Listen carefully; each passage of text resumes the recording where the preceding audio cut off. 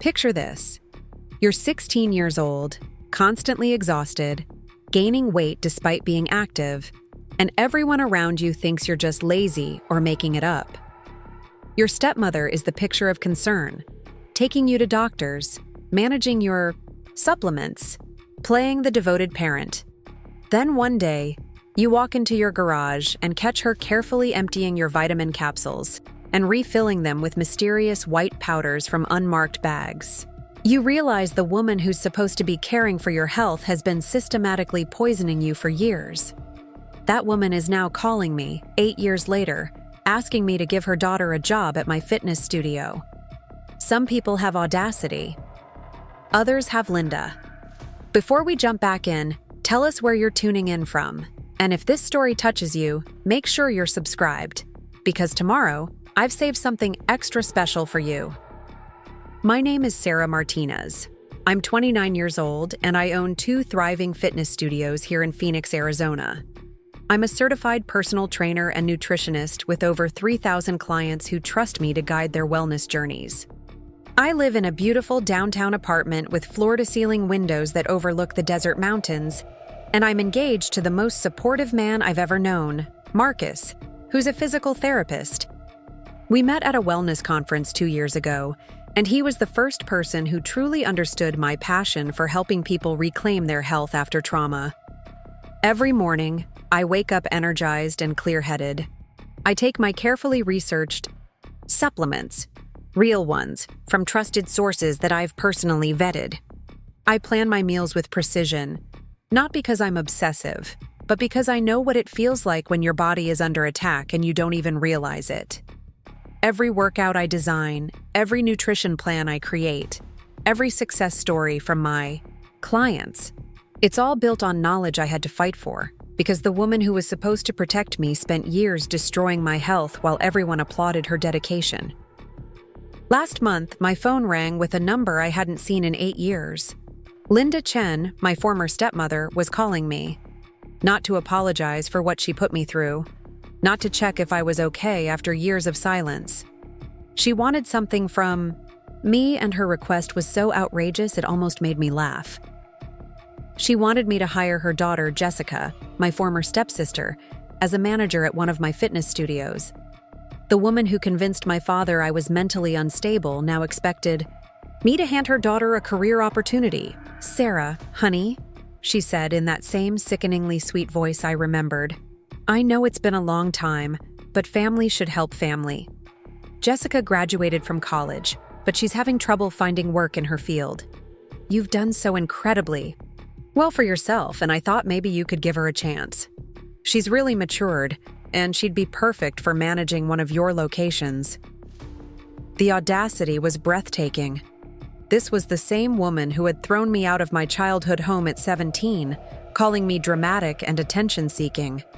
The same woman who had convinced every adult in my life that I was a troubled teenager making up health problems for attention. She was asking me for a favor, like we'd simply had some minor family disagreement years ago. Not like she'd spent nearly a decade systematically destroying my physical and mental health. What Linda doesn't know is that I kept everything. Every fake supplement bottle she gave me. Every doctor's report from that time.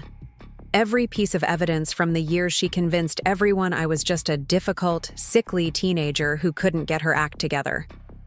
She threw me out, calling me delusional and paranoid. But this time, I'm the one with the power to say no. This time, I'm the one holding all the cards. When I was 9 years old, my world changed forever, twice in the same year. First, my mother died in a car accident on the 101 freeway during a sudden summer storm. She was coming home from her job at the elementary school where she taught 3rd grade, the same school I attended. One moment, I was waiting for her to help me with my math homework, and the next, my dad was sitting me down with tears in his eyes, telling me Mommy wasn't coming home anymore. Dad was an orthopedic surgeon at Phoenix Children's Hospital, brilliant and dedicated, but he worked incredibly long hours. After Mom died, he was drowning trying to balance his demanding career with raising a grieving 9-year-old daughter. He hired babysitters and housekeepers, but he felt guilty leaving me so much. He missed Mom desperately, and I think he was terrified of failing as a single parent. That's when Linda entered our lives like some kind of answer to prayer. She was a pharmaceutical sales rep who had been calling on Dad's practice for months. She was polished, professional, and seemed genuinely interested in his work. More importantly, she was kind to me during the brief times we'd met in his office.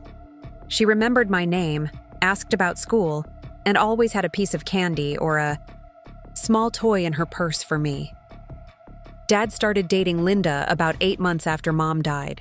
She was completely different from my mother in every way. Where Mom had been warm and casual, Linda was elegant and put together.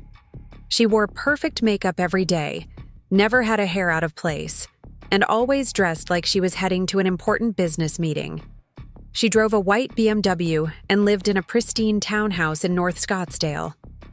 Linda brought her 12-year-old daughter Jessica to our first family dinner. Jessica was everything I wasn't at 9 years old. Tall for her age, confident, athletic, and effortlessly social. She played volleyball for her middle school team and seemed comfortable talking to adults. She had straight blonde hair that never looked messy and green eyes that reminded me of the girl from the American Girl doll catalogs I loved. When Dad told me he was going to marry Linda 6 months later, I was confused, but hopeful. Linda had been nothing but sweet to me during their courtship.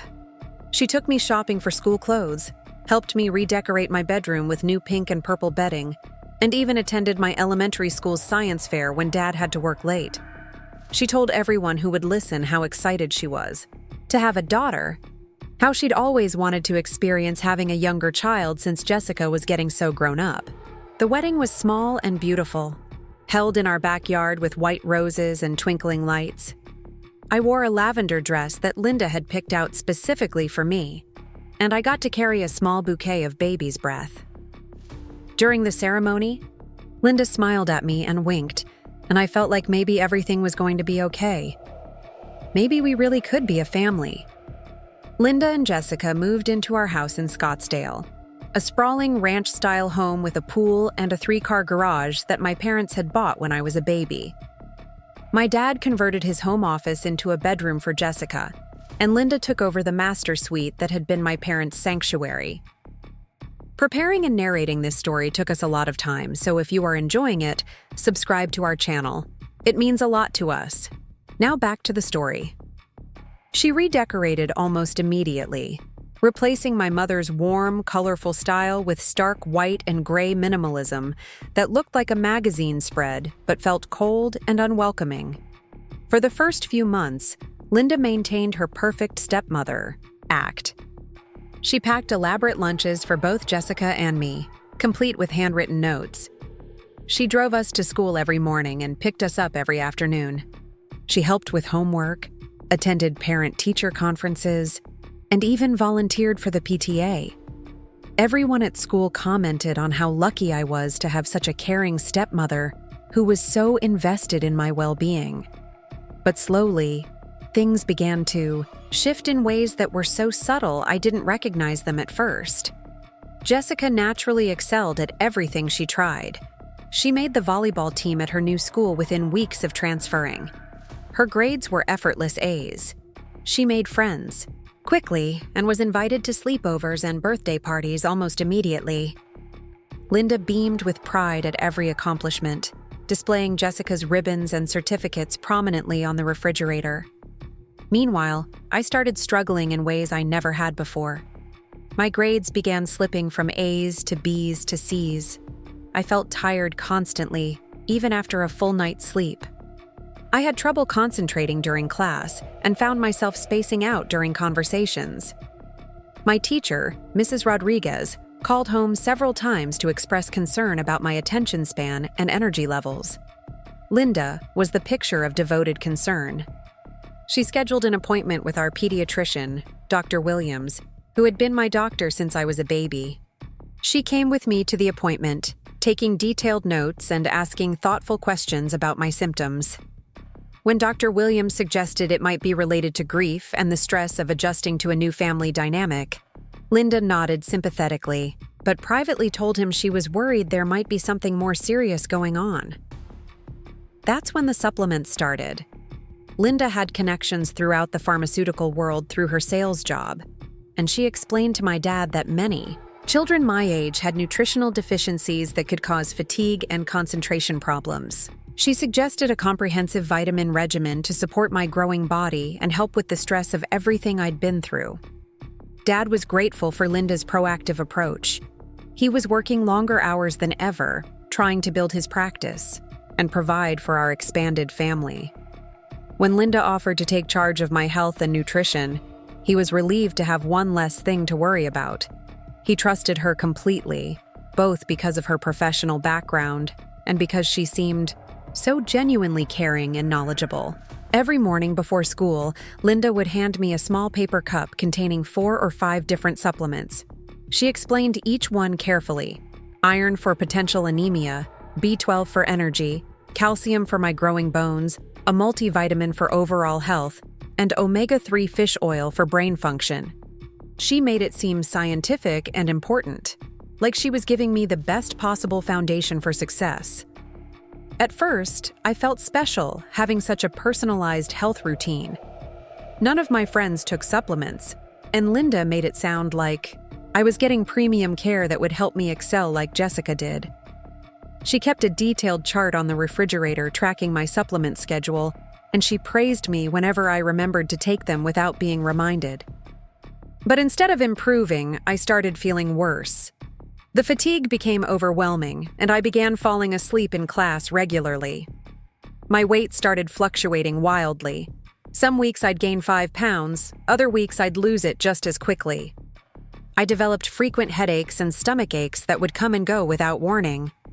My mood became unpredictable, swinging from tearful sadness to irritable anger sometimes within the same hour. Linda documented every symptom meticulously, creating detailed logs that she shared with Dr. Williams during our increasingly frequent appointments. She presented herself as a concerned parent, trying everything possible to help her struggling stepdaughter. She researched additional supplements and treatment options, always staying one step ahead in terms of appearing knowledgeable and invested. Meanwhile, Jessica continued thriving in every area of her life. She made honor roll every semester, starred on the volleyball team, and was elected to student government. She never seemed tired or unfocused. She maintained a healthy weight effortlessly and had energy for after-school activities, weekend sports, and an active social life.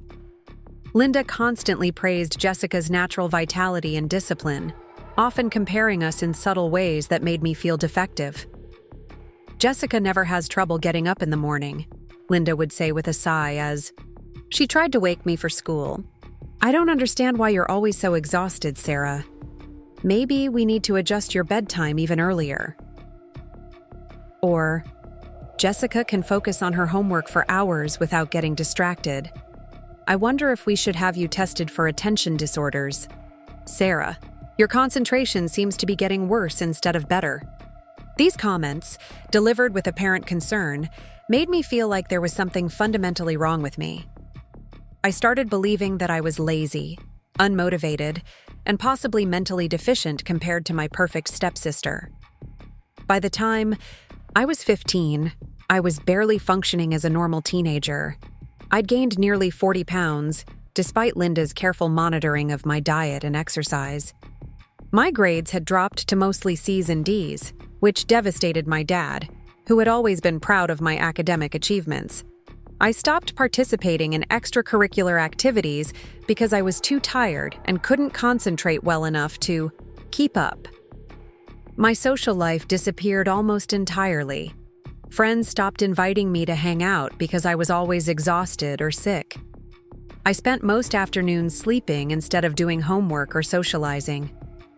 Weekends that should have been filled with teenage activities became marathons of catching up on assignments I'd been too unfocused to complete during the week. Dad grew increasingly frustrated with what he saw as my lack of motivation and drive.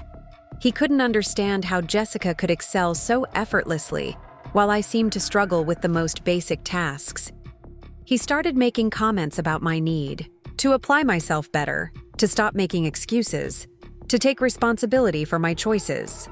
"Look at your sister," he'd say during dinner, gesturing toward Jessica, who always seemed energetic and engaged. "She manages her schoolwork, her sports, her social life, everything. You're capable of the same thing, Sarah. You just need to stop feeling sorry for yourself and start trying harder." These conversations crushed me because I felt like I was trying as hard as I possibly could. I was taking all the supplements Linda gave me. I was following her sleep schedule recommendations. I was eating the healthy meals she prepared, but nothing seemed to help, and everyone around me was losing patience with my apparent laziness and lack of progress. Linda played her role perfectly during these family discussions. She'd defend me gently, suggesting that maybe I just needed more time to adjust. Maybe the supplements needed tweaking. Maybe we should try a different approach. Her apparent advocacy for me made Dad appreciate her even more, while simultaneously reinforcing the narrative that I was a difficult child who required extra patience and intervention. I began spending hours online, desperately researching my symptoms and trying to understand what was wrong with me. I read about depression, anxiety disorders, thyroid conditions, autoimmune diseases, and dozens of other possibilities. I printed out articles and brought them to Linda, hoping she might recognize something that could explain why I felt so terrible all the time. Linda would review my research with apparent interest and concern, but she always had reasons why each possibility didn't quite fit my situation. She'd point out symptoms I didn't have, or explain why certain conditions were unlikely given my age and medical history. She always redirected the conversation back to the importance of consistency with my supplement routine and patience with the process of finding the right combination of nutrients. "These things take time, sweetie," she'd say, putting a comforting hand on my shoulder. "Your body has been through a lot of stress with losing your mom and adjusting to our new family. We just need to keep supporting your system and trust that the healing process will happen gradually." Her explanations always sounded so reasonable and caring that I felt guilty for doubting her expertise. She was a pharmaceutical professional. She had connections with doctors and nutritionists, and she was spending enormous amounts of time and energy trying to help me. It seemed ungrateful and paranoid to question her methods or motives. But deep down, a small voice in my head kept whispering that something wasn't right. The timing seemed too coincidental. I'd been a healthy, successful child before Linda came into our lives, and now I was struggling with everything. Jessica, who was taking no supplements at all, was thriving in every area while I deteriorated despite all the specialized care and attention. That small voice of doubt was about to become much louder, because I was about to discover exactly what Linda had been doing to me all along. When Linda's call came through last month, I was in the middle of a training session with one of my most dedicated clients, Maria, a 52-year-old accountant who had been struggling with chronic fatigue for years before coming to me. We were working through her personalized nutrition plan when my phone buzzed with that unfamiliar number. Something about it made my stomach clench, even before I recognized the area code. I let it go to voicemail initially, but curiosity got the better of me during my lunch break. Linda's voice hadn't changed much in 8 years. Still that carefully modulated tone that managed to sound both sweet and authoritative at the same time. Still that slight pause before saying my name, like she was reminding herself to sound affectionate. "Sarah, honey, this is Linda. I know it's been far too long since we've spoken, but I've been following your success from afar, and I'm so proud of everything you've accomplished. I was hoping we could talk about something important regarding Jessica. She's graduated from college now and is looking for opportunities in the fitness industry. I thought maybe you could help her get started. Family should help family, after all. Please call me back when you get a chance." I stared at my phone for a solid 5 minutes after that message ended. The sheer audacity of it took my breath away. This was the same woman who had orchestrated my exile from the family, who had convinced my father that I was mentally unstable and dangerous to have around Jessica. Now she wanted me to hand her precious daughter a career opportunity like we were just distant relatives reconnecting after a minor disagreement. I called her back that evening, partly out of morbid curiosity and partly because I wanted to hear what possible justification she could offer for reaching out to me after all these years of silence. Marcus was working late at the clinic, so I had the apartment to myself and plenty of time to process whatever manipulation Linda was about to attempt. "Sarah!" she exclaimed when she picked up, as if we talked every week. "I'm so glad you called back. I wasn't sure if you'd want to hear from me, but I've been thinking about you so much lately." The lie came so easily to her, delivered with such apparent sincerity that I almost admired her skill. Almost. "What do you want, Linda?" I asked, cutting through her pleasantries. She laughed, a tinkling sound that I remembered from childhood, usually deployed when she was about to manipulate someone into doing something they didn't want to do. Always straight to the point, just like when you were little. "I've missed that about you, Sarah." Another lie. Linda had never appreciated my directness. In fact, she'd spent years training me out of it, teaching me that speaking up for myself was rude, ungrateful, and inappropriate. "I'm calling because Jessica is having a hard time finding work in her field," Linda continued. "She studied exercise science at Arizona State, actually, and she's been applying for positions at gyms and fitness centers all over the valley, but the market is so competitive these days. When I heard about your success with the studios, I thought maybe you could give her a chance to prove herself." I almost laughed at the irony. Jessica had studied exercise science at the same university where I'd earned my degree, probably walking the same halls where I'd spent countless hours researching nutrition and fitness while rebuilding my health and my life. The field I'd chosen specifically because of what Linda had put me through, Jessica had stumbled into as just another career option. "She's really matured over the years," Linda went on, filling my silence with more sales pitch. "She's responsible, hardworking, and she has such a natural way with people. I think she'd be perfect for managing one of your locations. She could learn the business side from you while bringing her academic knowledge to the team." The more Linda talked, the angrier I became. Not the explosive, emotional anger I might have felt as a teenager, but a cold, calculated fury that came from years of distance and perspective. She was asking me to mentor the daughter she'd protected and privileged while destroying my health and my relationship with my father. She wanted me to share the success I'd built from nothing, the career I'd chosen specifically to heal from the trauma she'd inflicted. "Why would I do that?" I asked simply. Linda's pause was so brief I almost missed it, but I'd learned to read her micro-expressions and vocal patterns during those awful years of living under her roof. She hadn't expected me to question her request. She'd assumed I'd be grateful for the opportunity to reconnect with family, eager to help Jessica despite everything that had happened. "Well, because she's your sister, of course," Linda said, her voice taking on just a hint of reproach. "I know there were some difficult times when you were younger, Sarah, but we're all adults now. Surely we can move past those teenage conflicts and focus on supporting each other." Teenage conflicts. That's how she was characterizing years of systematic abuse and medical manipulation.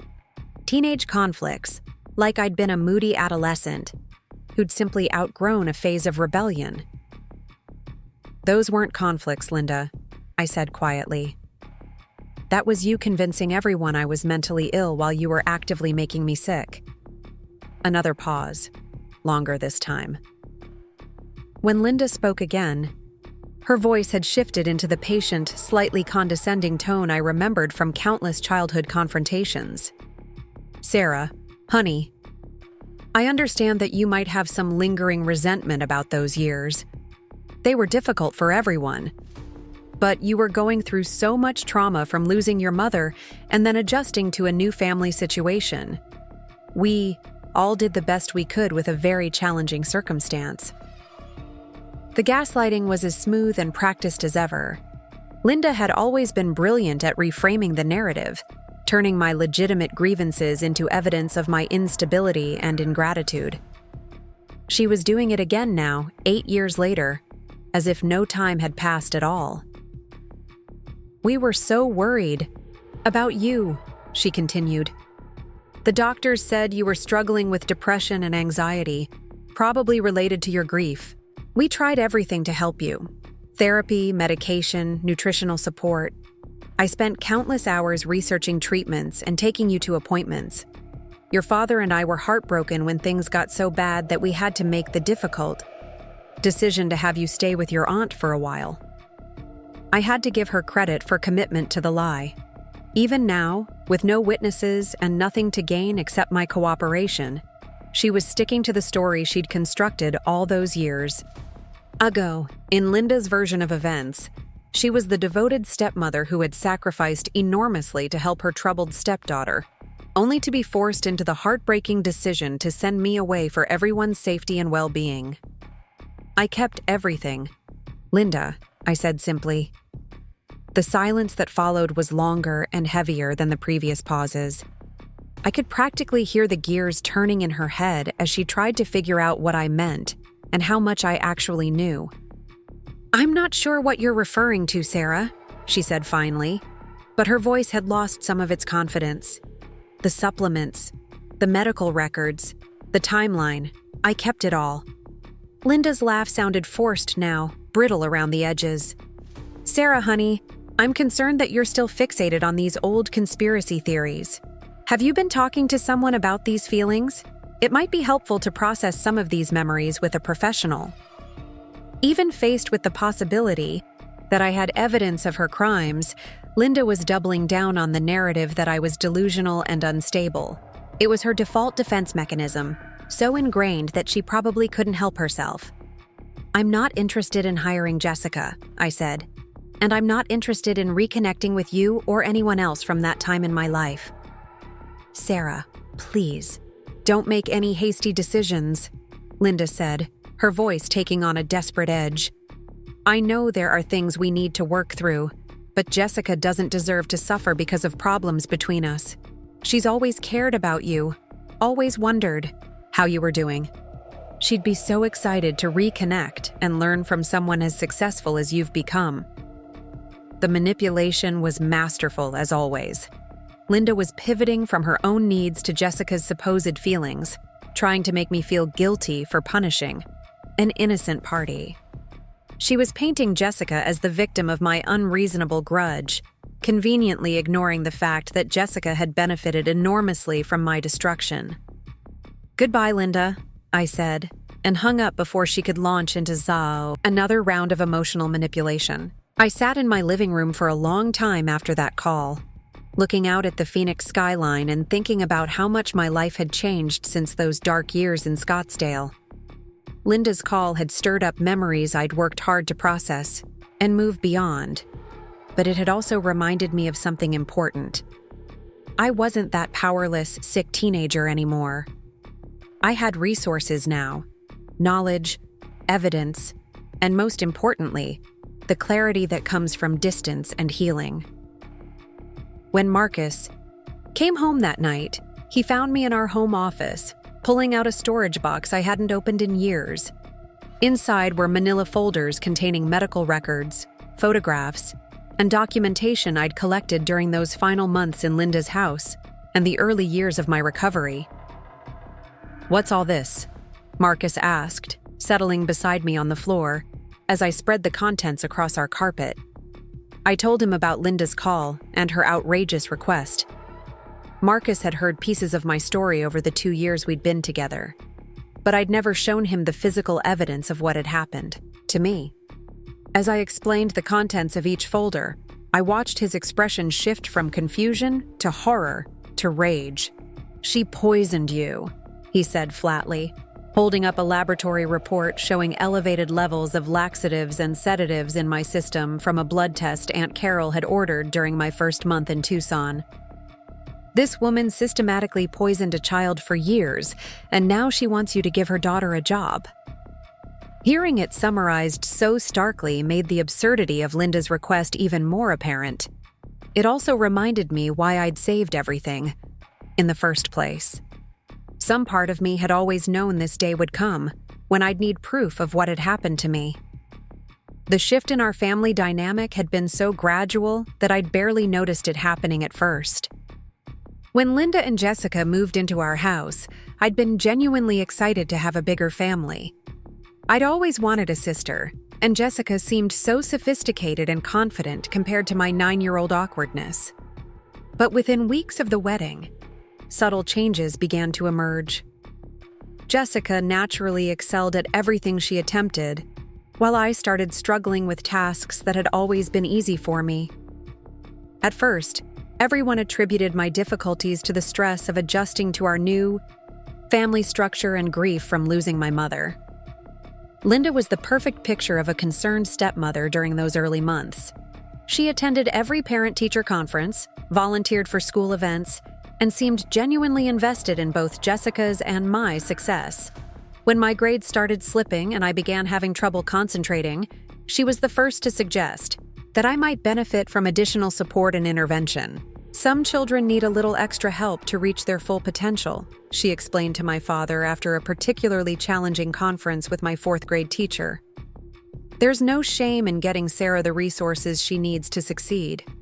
Dad was grateful for Linda's proactive approach and her willingness to take charge of what he saw as my educational and behavioral challenges. He was working longer hours than ever, building his practice and trying to provide for our expanded family. Having Linda handle the day-to-day aspects of parenting allowed him to focus on his career without worrying that I was being neglected. Linda's first intervention was to establish a structured routine for me that was much more rigid than anything I'd experienced before my mother's death. She created detailed schedules for homework time, recreation, meals, and sleep. She explained that children who had experienced trauma often benefited from increased structure and predictability. The routine itself wasn't unreasonable, but it was enforced with a level of scrutiny that felt oppressive. Linda monitored my homework completion, my eating habits, my social interactions, and my emotional responses to daily situations. She kept detailed logs of my behavior and mood, which she shared with my teachers and eventually with doctors when my academic and social struggles intensified. Jessica, meanwhile, seemed to thrive under the same household structure that felt suffocating. To me, she completed her homework efficiently, participated enthusiastically in family activities, and maintained the kind of cheerful, compliant demeanor that adults found charming. Linda praised Jessica constantly for her positive attitude and self-discipline, often using her as an example of how I could improve my own behavior. "Look how nicely Jessica organized her backpack," Linda would say as we prepared for school each morning. "See how that makes everything easier? Maybe you could try organizing yours the same way, Sarah." Or, "Jessica always remembers to put her dishes in the dishwasher without being reminded. It would be wonderful if you could develop that same kind of thoughtfulness, Sarah." These comparisons, delivered in a tone of gentle encouragement, made me feel increasingly inadequate and defective. I began to internalize the message that Jessica was naturally better at being a good child, while I required constant correction and improvement. The academic struggles that had started as minor concentration issues gradually escalated into more serious problems. My teachers reported that I seemed tired and unfocused during class, frequently spacing out during lessons, and struggling to complete assignments that should have been within my ability level. My handwriting became sloppy. My math skills seemed to regress, and I began having difficulty following multi-step instructions. Linda documented every issue meticulously, creating files of teacher reports, work samples, and behavioral observations that painted a picture of a child with significant learning and attention difficulties. She researched potential causes and treatments, presenting herself as a dedicated parent determined to get to the bottom of my problems. That's when she suggested that nutritional deficiencies might be contributing to my cognitive and behavioral challenges. She explained that many children with attention and learning difficulties benefited from targeted supplementation to support brain function and overall health. She had professional connections in the pharmaceutical industry, she reminded my father, and she could ensure that I received the highest quality nutrients and supplements available. Dad was impressed by Linda's thoroughness and expertise. He trusted her professional knowledge and appreciated her willingness to take such a comprehensive approach to addressing my struggles. When she presented him with a detailed supplementation plan designed specifically for my needs, he readily agreed to try it. The morning supplement routine became a central part of my daily schedule. Linda would measure out precise doses of various vitamins, minerals, and other nutrients, explaining the purpose of each one as she handed me the small paper cup containing my daily regimen. She made it feel scientific and important, like I was receiving specialized medical care that would help me reach my full potential. At first, I felt special having such a personalized health routine. None of my friends took supplements, and Linda made it sound like I was receiving premium care that would give me advantages in school and sports. She praised me when I remembered to take my supplements without being reminded, and she created charts to track my compliance and progress. But instead of improving, my symptoms began to worsen in ways that seemed inexplicable. The fatigue that had started as occasional afternoon tiredness became overwhelming exhaustion that made it difficult to function throughout the day.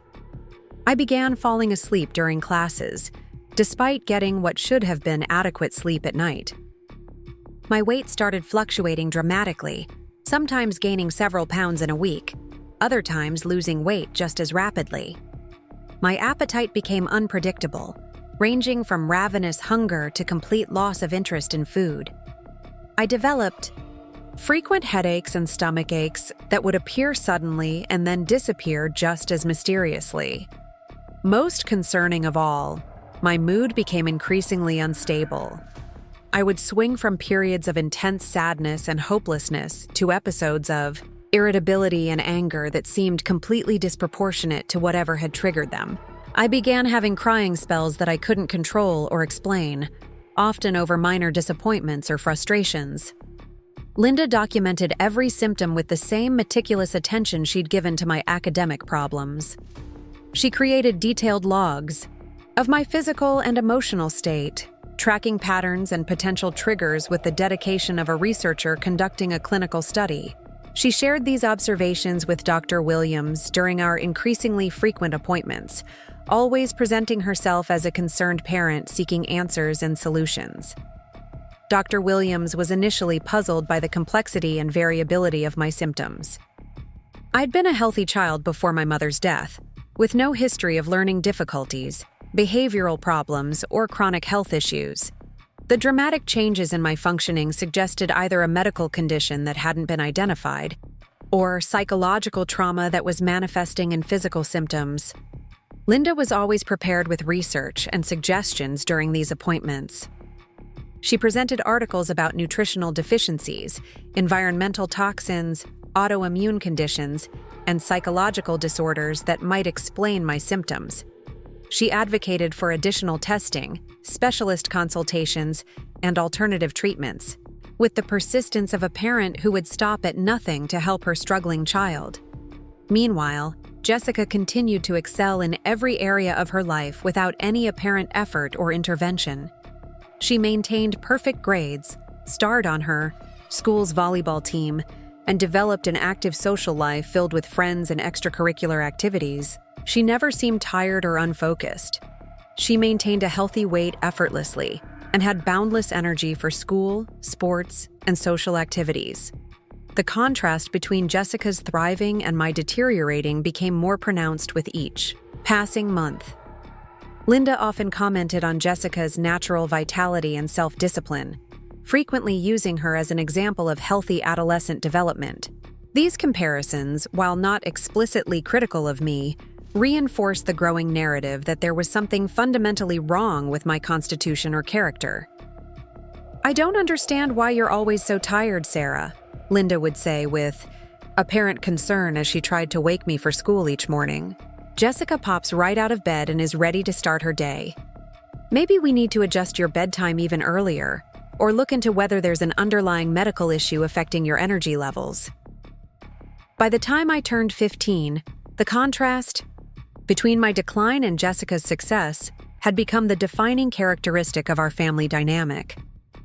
I was the child who required constant medical attention, academic support, and behavioral intervention, while Jessica was the poster child for healthy adolescent development and achievement. The games Linda played were so sophisticated that it took me years to recognize them for what they were.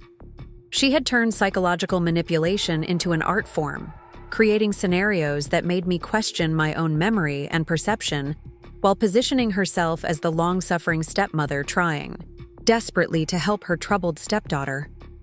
It started with small things that seemed like accidents or oversights. Linda would forget to pack my lunch for school, then express elaborate concern when I came home hungry and irritated. She'd apologize profusely, claiming she'd been distracted by Jessica's volleyball schedule or a work crisis, and promised to be more careful in the future.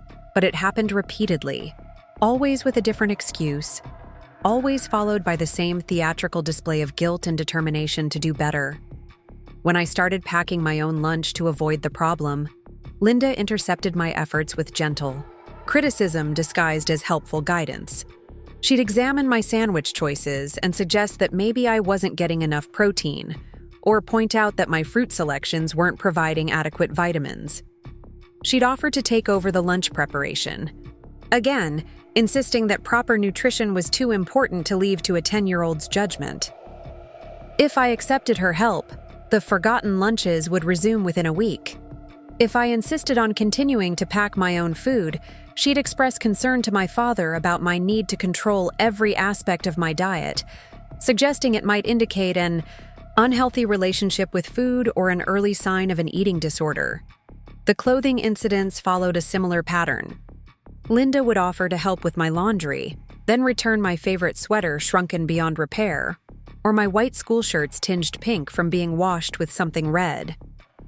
She'd be mortified by these accidents, immediately offering to replace the damaged items with something she thought would be more flattering or age-appropriate. But her replacement choices were always slightly wrong in ways that made me uncomfortable. The sweater she bought to replace my beloved purple cardigan was a harsh orange color that made my skin look sallow. The new school shirts were a different style that fit awkwardly and made me self-conscious about my changing body. When I expressed disappointment with her choices, Linda would look hurt and remind me how much time and effort she'd spent trying to find suitable replacements. The makeup incident happened when I was 11, right around the time I'd started becoming interested in cosmetics like many of my classmates.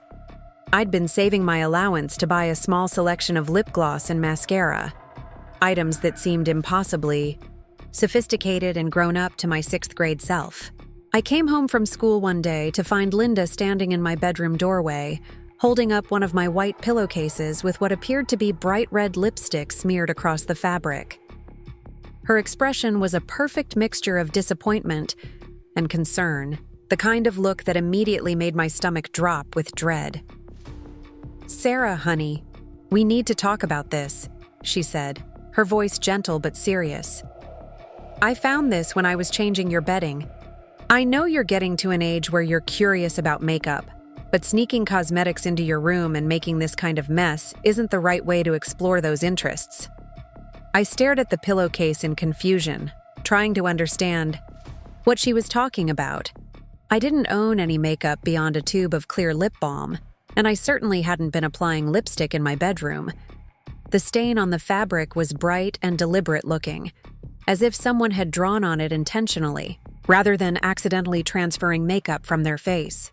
"I didn't do that," I said, my voice small and uncertain. "I don't have any lipstick." Linda's expression shifted to patient skepticism, the kind of look adults gave children when they were caught in an obvious lie. "Sarah, sweetheart, I understand that you might be embarrassed about this, but lying about it isn't going to help.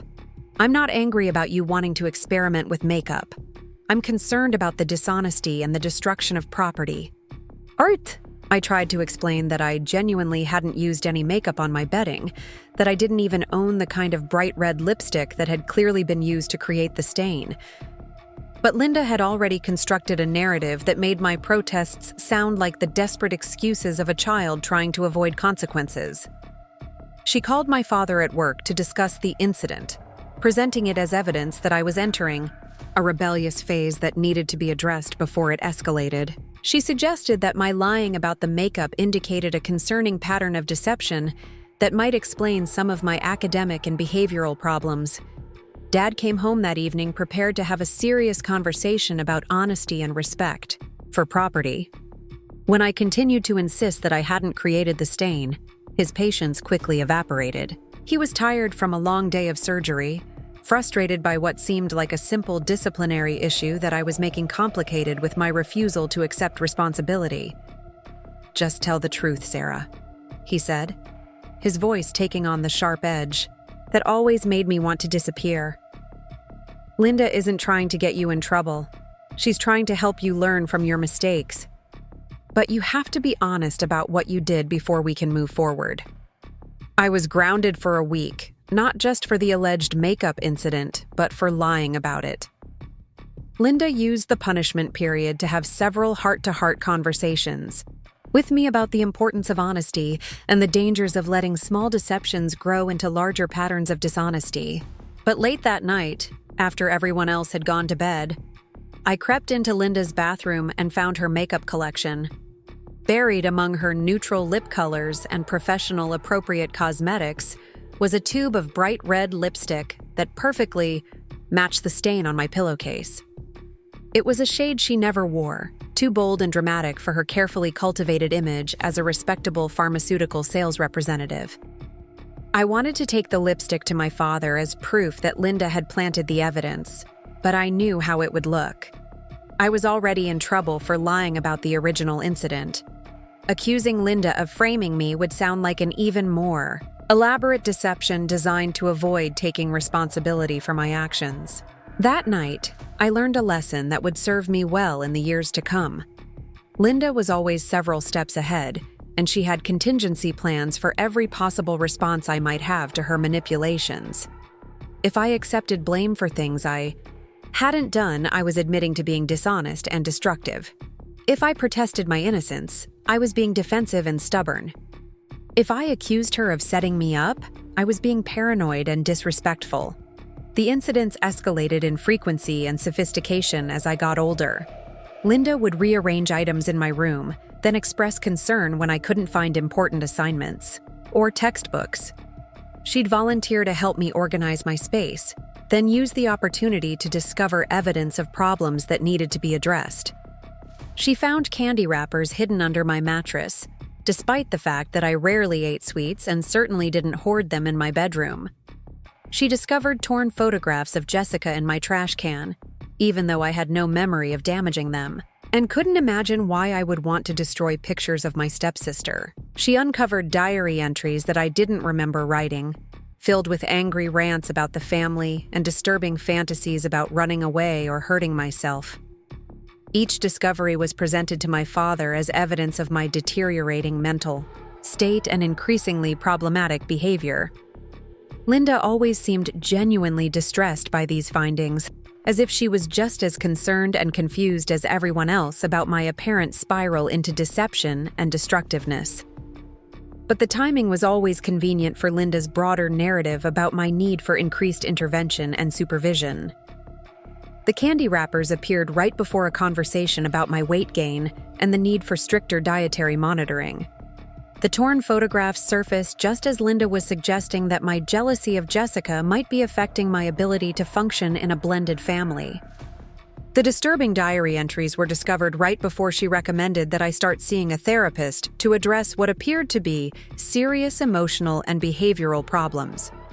Dr. Williams, our family pediatrician, became increasingly concerned about the complexity and severity of my symptoms as the months passed.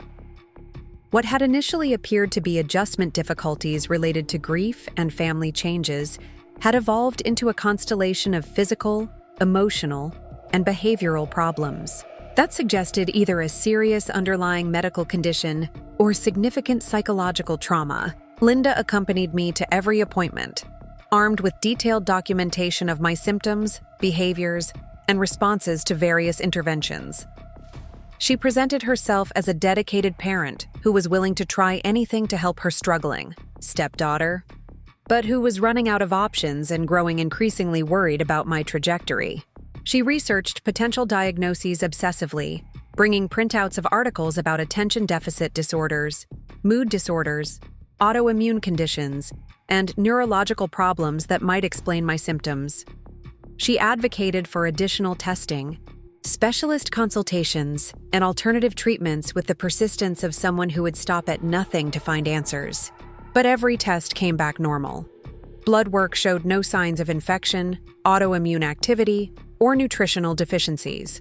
Neurological examinations revealed no evidence of seizure activity, brain tumors, or developmental abnormalities. Psychological assessments suggested some symptoms of depression and anxiety, but nothing severe enough to explain the dramatic changes in my cognitive and physical functioning. The lack of clear medical explanations for my problems only reinforced Linda's narrative about the complexity of my case and the need for comprehensive ongoing intervention. She suggested that perhaps I had a rare condition that hadn't been identified yet, or that my symptoms were the result of multiple factors working together in ways that were difficult to diagnose and treat. Meanwhile, my academic performance continued to decline despite the increasing amount of support and accommodation I was receiving at school. Teachers reported that I seemed unable to focus for more than a few minutes at a time, frequently falling asleep during lessons or staring blankly into space when called upon to answer questions. My handwriting had become so illegible that I was allowed to use a computer for most assignments, but even that accommodation didn't help with the underlying cognitive issues that made it difficult for me to organize my thoughts or remember multi-step instructions.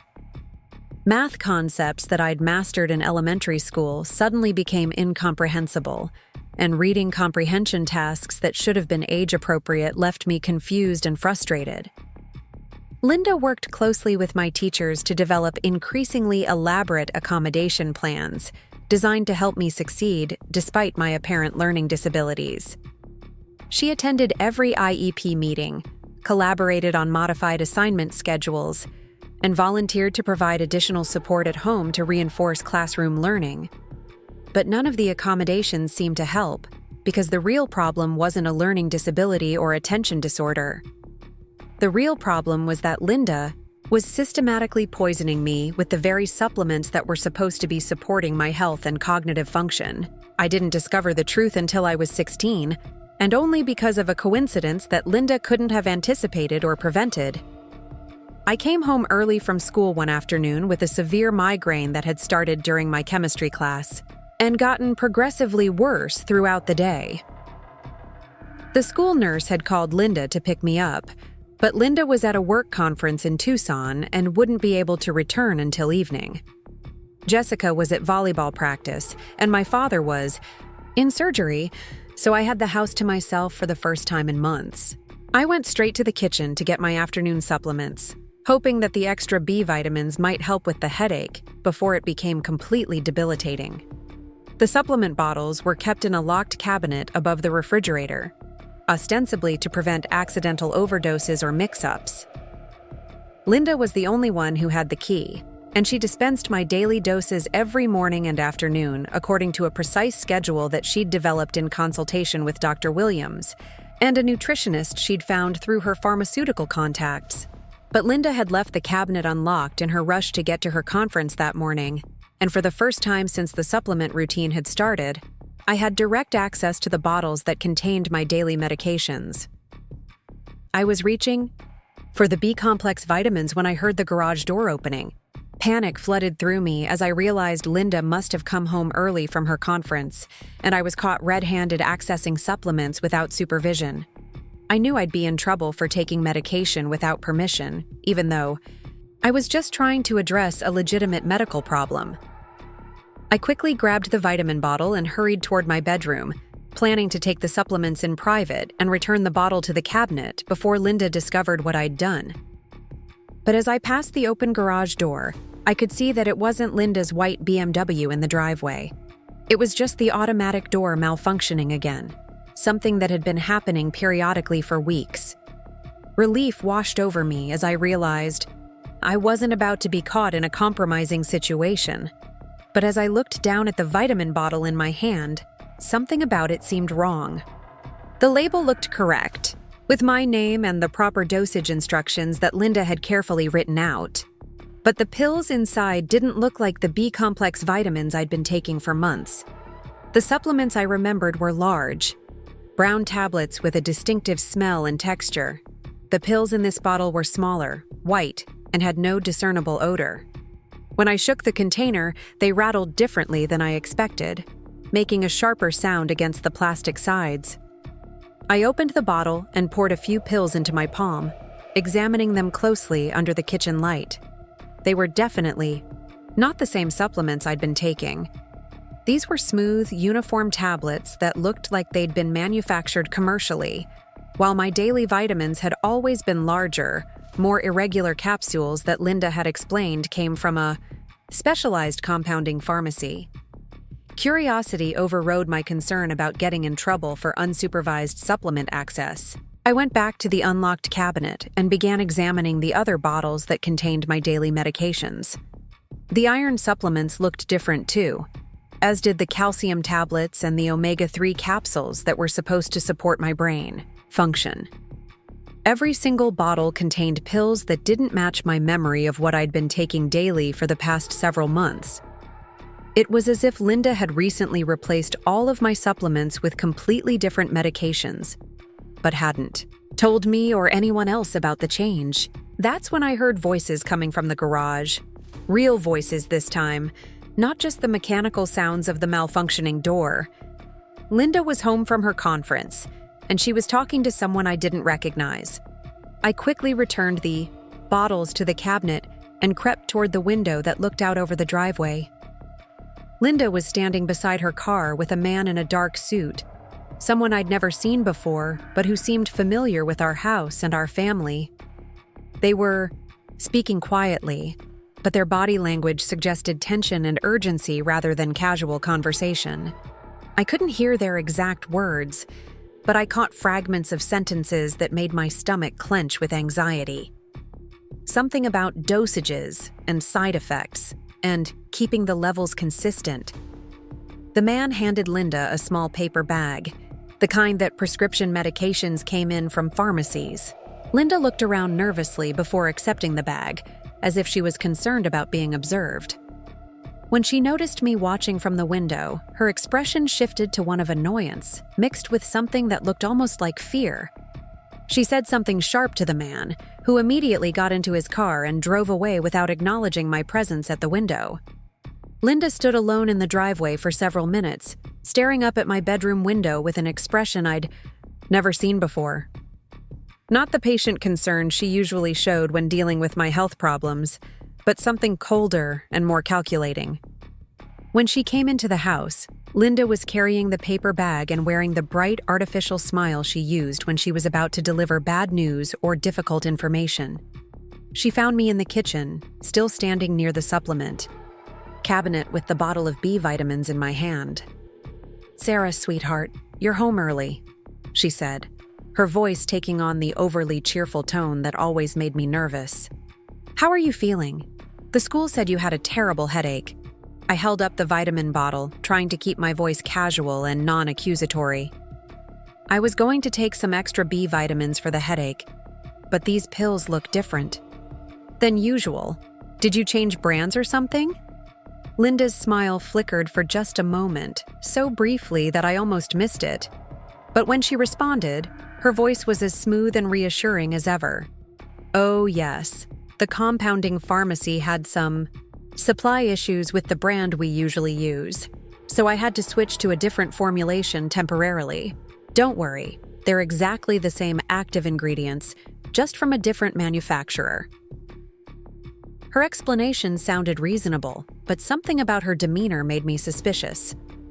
The man in the driveway, the secretive conversation, the paper bag she was still clutching tightly in her hand. None of it felt like a routine pharmacy transaction. "Who was that man you were talking to outside?" I asked, trying to sound casually curious rather than interrogatory. Linda's expression tightened almost imperceptibly before she regained her composure. "Oh, that was just someone from work.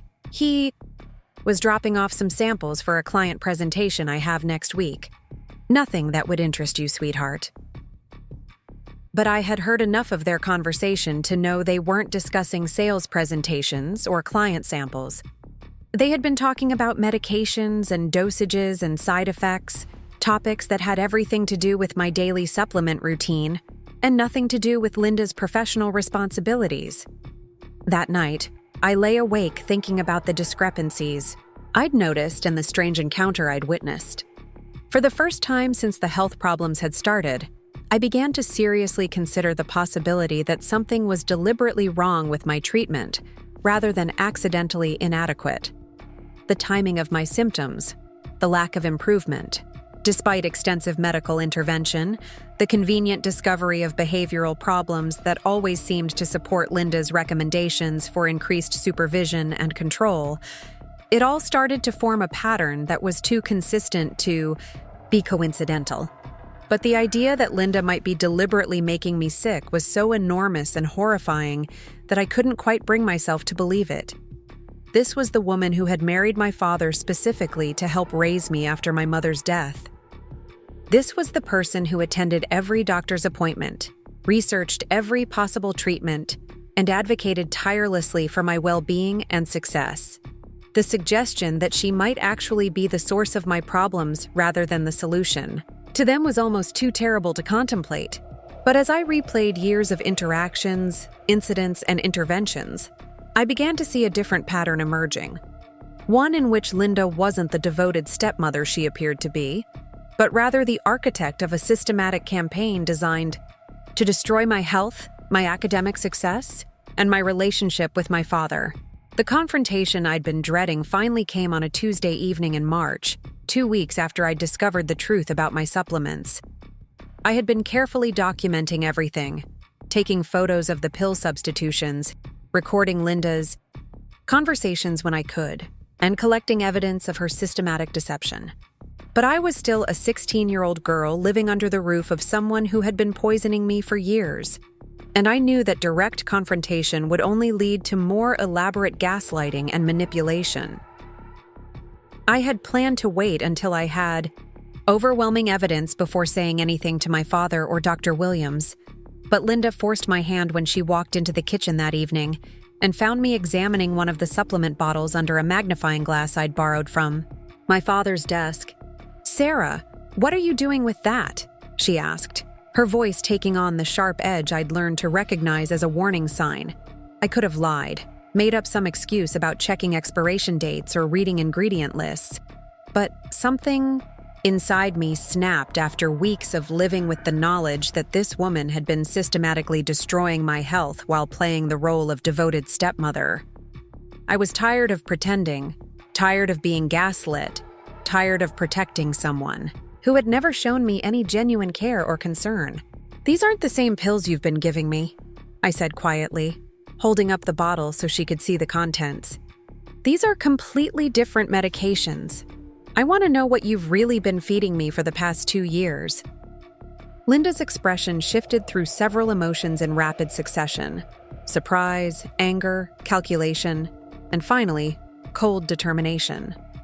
When she spoke, her voice was controlled but laced with menace in a way I'd never heard before. "Sarah, I think you need to be very careful about the accusations you're making," she said, stepping closer to me in a way that felt threatening despite her calm tone. "You've been struggling with paranoid thoughts and conspiracy theories for months now. Dr. Williams has documented your tendency toward delusional thinking. If you start making wild claims about people trying to hurt you, it's only going to reinforce his concerns about your mental stability." The threat was clear and sophisticated. Linda was reminding me that she had spent 2 years building a medical record that portrayed me as an unstable, unreliable narrator prone to paranoid fantasies. Any accusations I made against her would be dismissed as evidence of my deteriorating mental health, rather than legitimate concerns about medical abuse. But I had learned something important during those weeks of investigation and documentation.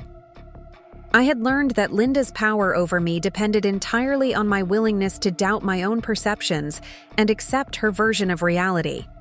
For the first time in years, I was absolutely certain of what I had seen and what it meant.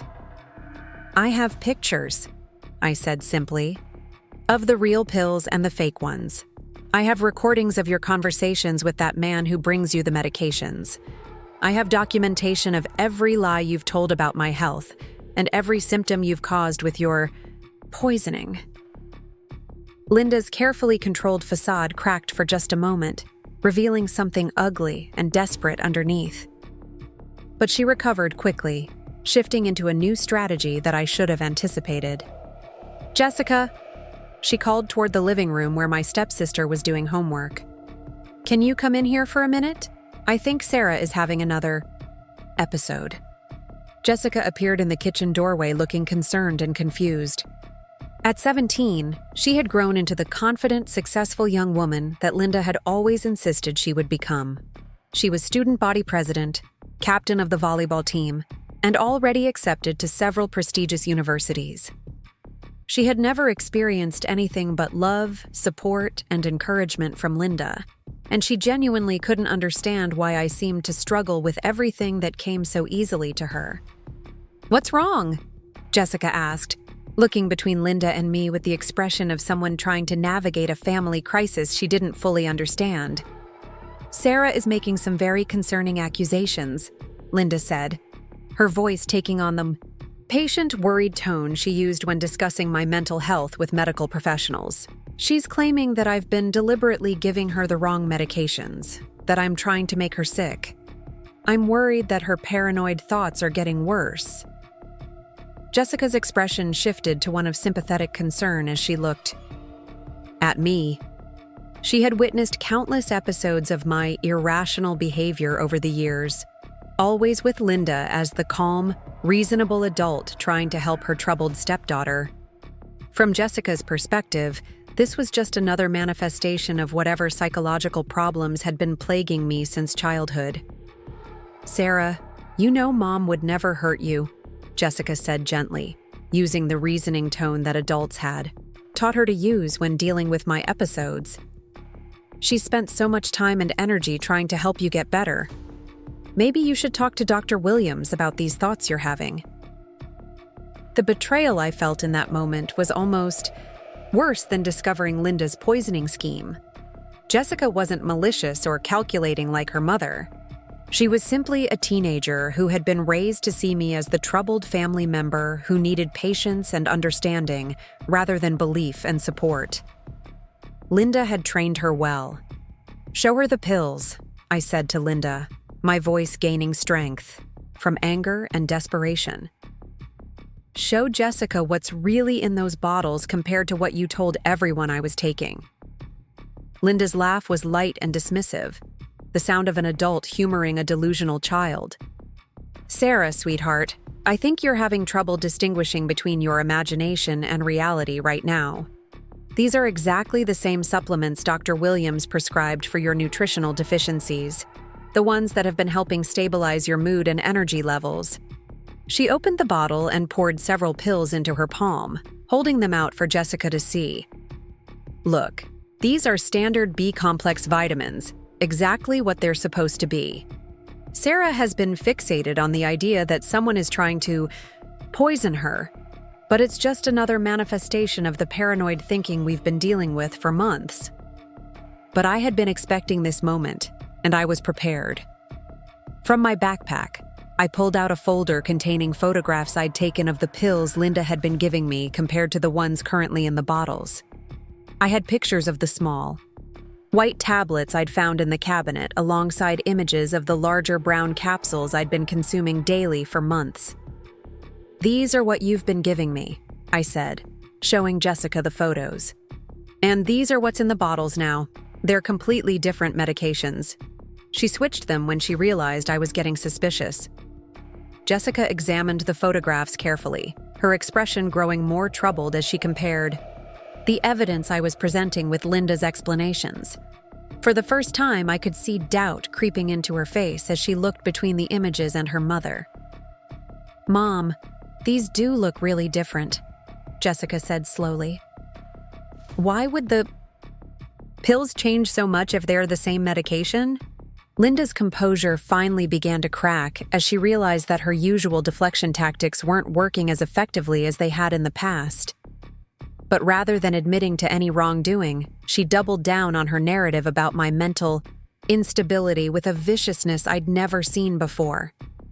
"Jessica, I need you to understand something important about your stepsister," Linda said, her voice taking on a cold, clinical tone.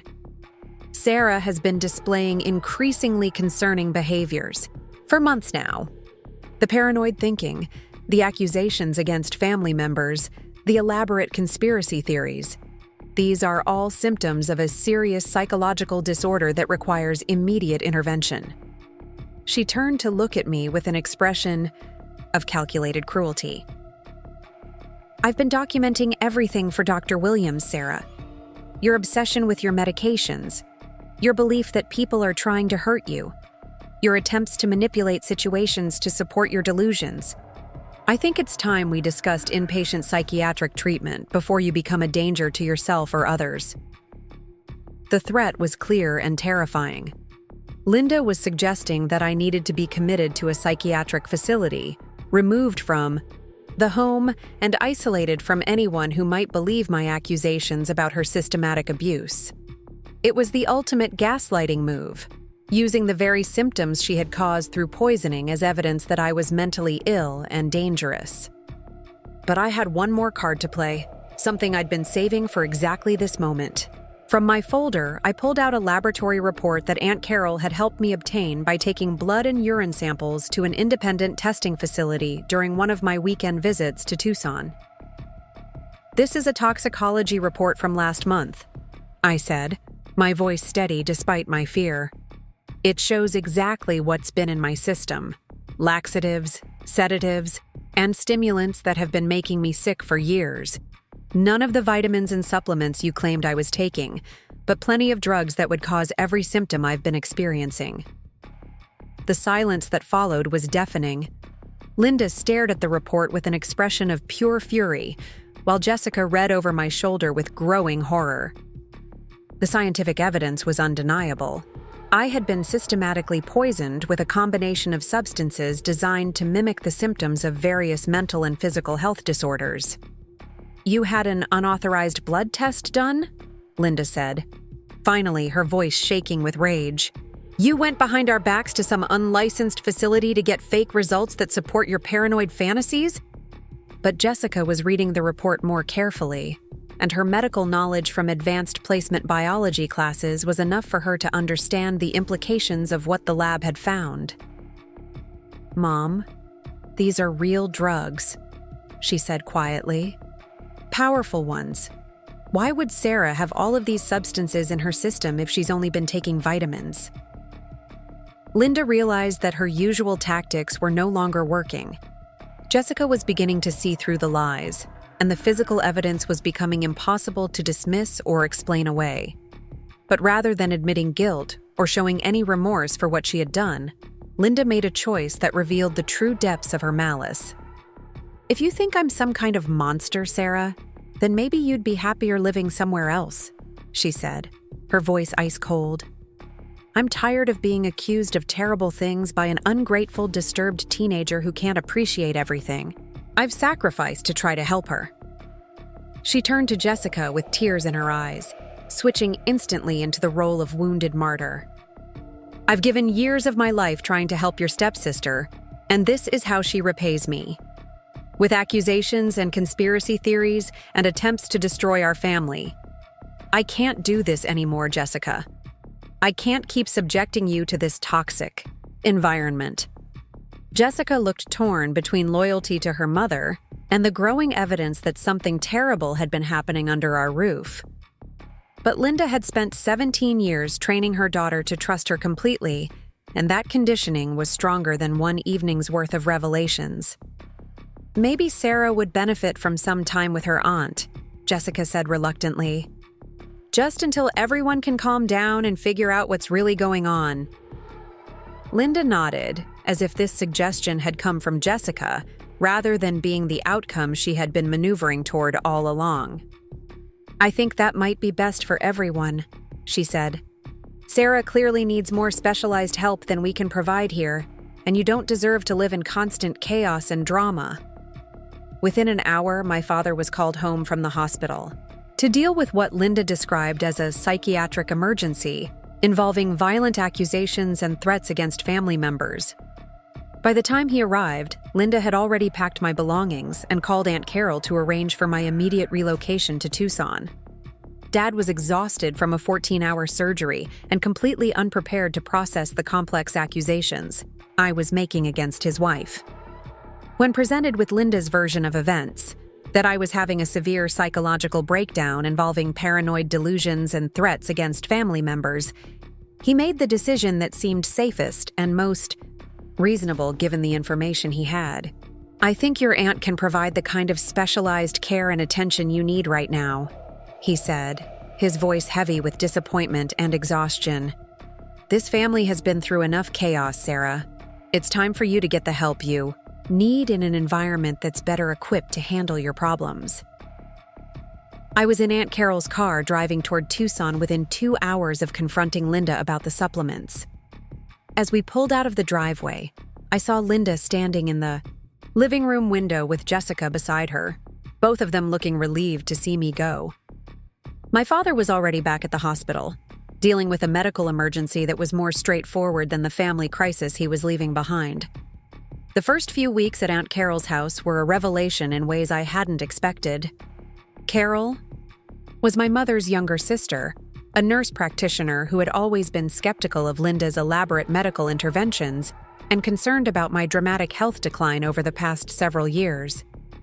Unlike everyone else in my life, Carol actually listened when I explained what I believed had been happening with my supplements and medications. Instead of dismissing my concerns as paranoid delusions, she immediately arranged for comprehensive medical testing to determine exactly what substances were in my system and how they might be affecting my health. The results were even more damning than I had expected. The toxicology reports showed not just the presence of laxatives, sedatives, and stimulants, but evidence of long-term exposure to substances that could cause permanent damage to my digestive system, nervous system, and cognitive function. Carol was horrified by the extent of the chemical abuse I had endured, and immediately began working with specialists to develop a detoxification and recovery plan. But the physical healing was only part of the process. Carol also helped me understand the psychological aspects of what I had experienced, the systematic gaslighting, the manipulation of family dynamics, and the careful construction of a narrative that portrayed me as mentally ill rather than medically abused. "Your stepmother is a very sophisticated predator," Carol explained during one of our late-night conversations about my experience. She used her professional knowledge of pharmaceuticals and her understanding of family systems to create a situation where she could abuse you with complete impunity. Everyone around you was trained to see her as the solution to your problems, rather than the cause of them. As my system cleared of the toxic substances Linda had been feeding me, my health improved dramatically. The chronic fatigue lifted, my cognitive function sharpened, and my mood stabilized in ways I hadn't experienced since early childhood. I began to remember what it felt like to wake up energized and clear-headed, to concentrate on tasks for extended periods, and to feel emotionally balanced and resilient. Carol enrolled me in a small private school in Tucson, where I could catch up on the academic ground I'd lost during my years of chemical impairment. With my brain functioning properly for the first time in years, I discovered that I was actually quite capable academically. My grades improved rapidly, and I began exploring subjects that genuinely interested me, rather than simply trying to survive each day. But the most important part of my recovery was learning to trust my own perceptions and judgments again. Carol helped me understand that everything I had observed and suspected about Linda's behavior had been accurate. My instincts had been correct. My memory had been reliable, and my concerns had been justified. I wasn't crazy, delusional, or paranoid. I was a victim of calculated, systematic abuse. I spent the remainder of my junior year and all of my senior year living with Carol, rebuilding my health, my academic performance, and my sense of self. I graduated with honors and received a full scholarship to study exercise science at the University of Arizona, a field I chose specifically because I wanted to help other people understand the connections between nutrition, physical health, and overall well-being. During those 2 years in Tucson, I had minimal contact with my father, Linda or Jessica. Dad called occasionally to check on my progress, but our conversations were stilted and superficial. He seemed relieved that I was doing well academically and socially, but he never asked detailed questions about my health improvements or showed curiosity about why my problems had resolved so completely once I left his house. Linda and Jessica sent birthday and holiday cards with generic messages about missing me and hoping I was happy.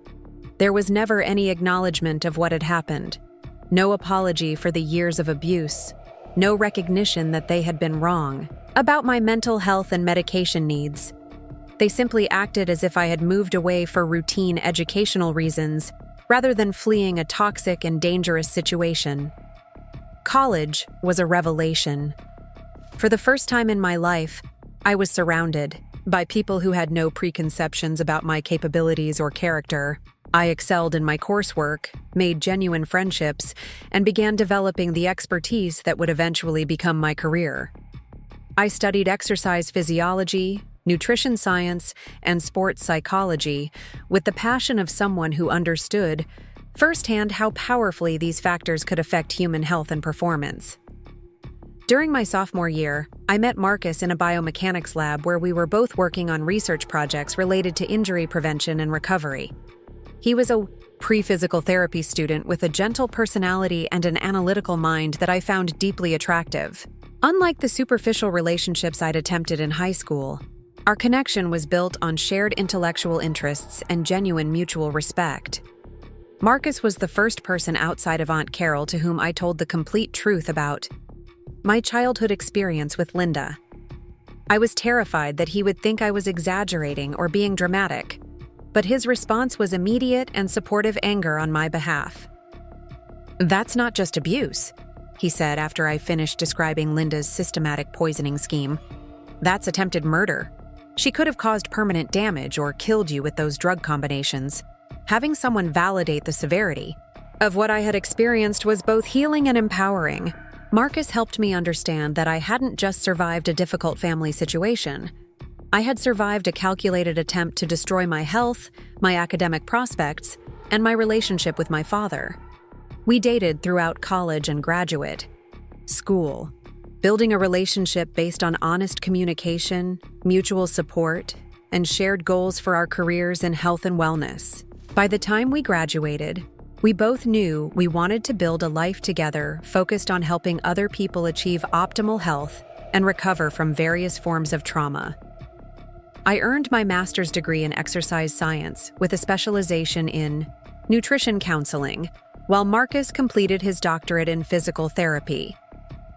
We moved to Phoenix together after graduation, drawn by the growing health and wellness community in the area and the opportunity to build practices that could serve people dealing with complex health challenges. My first job was at a rehabilitation center that served clients recovering from various forms of medical trauma, addiction, and chronic illness. Working with people who had experienced systematic damage to their health gave me perspective on my own recovery and helped me develop the skills I would later use in my private practice. But I always knew I wanted to open my own fitness and wellness centers, facilities that would provide comprehensive services for people trying to rebuild their health after various forms of trauma or neglect.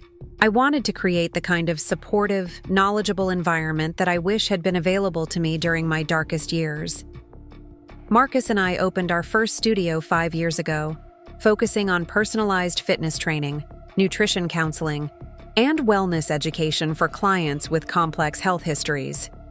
Our approach was different from typical commercial gyms because we understood that many people's health problems stemmed from factors beyond simple lifestyle choices. We specialized in working with clients who had experienced medical neglect, eating disorders, chronic illness, or other forms of trauma that had affected their relationship with their bodies and their health.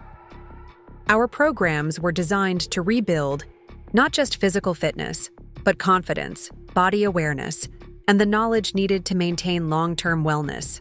The business grew rapidly as word spread about our unique approach and the dramatic results our clients were achieving. We opened a second location 3 years ago, and both facilities now have waiting lists of people seeking our services.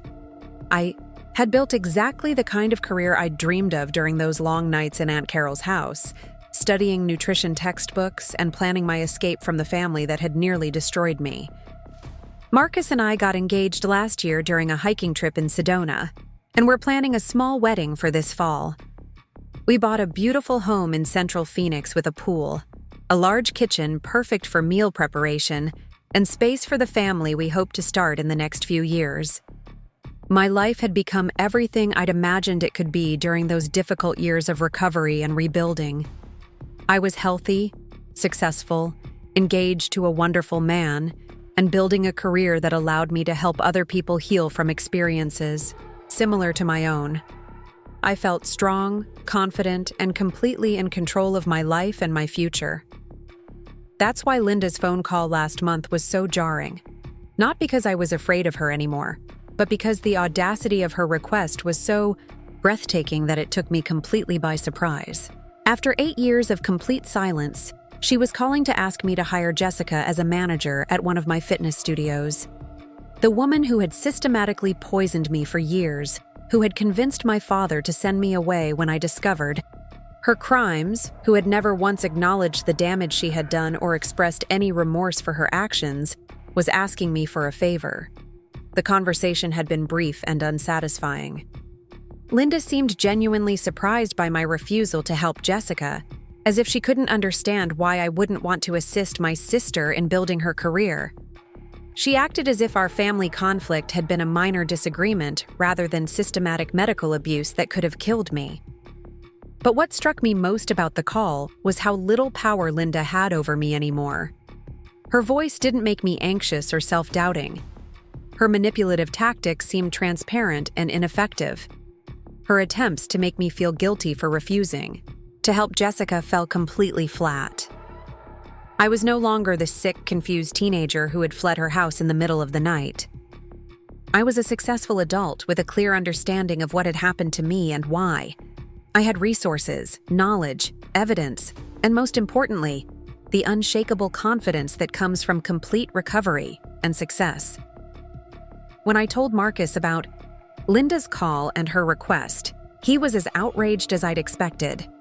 "The nerve of that woman," he said, shaking his head in disbelief. "After everything she put you through, she has the audacity to ask you for favors?" But I found myself feeling more amused than angry about the situation. Linda's call had been a reminder of how far I'd come and how completely I'd overcome the damage she had tried to inflict. Her request for help was actually a form of validation, evidence that I had succeeded beyond anything she had thought possible when she was systematically destroying my health and prospects. I never called Linda back, and I never responded to the follow-up messages she left over the next few weeks. I had nothing to say to her and no interest in reopening communication with someone who had caused me so much harm. My life was full of people who loved and supported me, and I had no need for contact with those who had tried to destroy me. A few weeks later, I received a message from Jessica through social media. It was the first direct communication I'd had with my stepsister since leaving Phoenix 8 years ago. Her message was long and rambling, full of apologies and explanations about how she was struggling to find work and how much she missed having me in her life. Reading Jessica's message, I felt a complex mixture of emotions. Part of me felt sorry for her. She had been a child during the years of Linda's abuse, and she had been raised to see me as the troubled family member rather than the victim of systematic poisoning. She genuinely didn't understand what had happened or why I had disappeared from their lives so completely. But another part of me felt angry about Jessica's assumption that we could simply reconnect as adults without any acknowledgement of what had occurred. She wanted to rebuild our relationship and benefit from my success without ever confronting the reality of how Linda had treated me or examining her own role in enabling that abuse. I showed the message to Marcus, who read it with the same mixture of sympathy and frustration that I was feeling. "She seems sincere," he said. "But she's also asking you to pretend that the past doesn't matter, that you can just pick up where you left off as if nothing happened." I thought about Jessica's message for several days before deciding not to respond.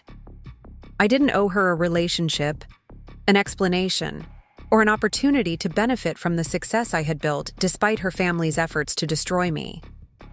She was welcome to build her own career and her own life, but I wasn't obligated to help her do it.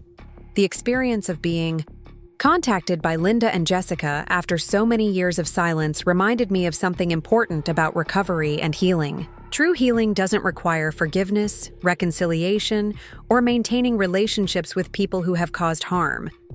Sometimes the healthiest choice is simply to protect yourself and the life you've built by maintaining distance from toxic people and situations.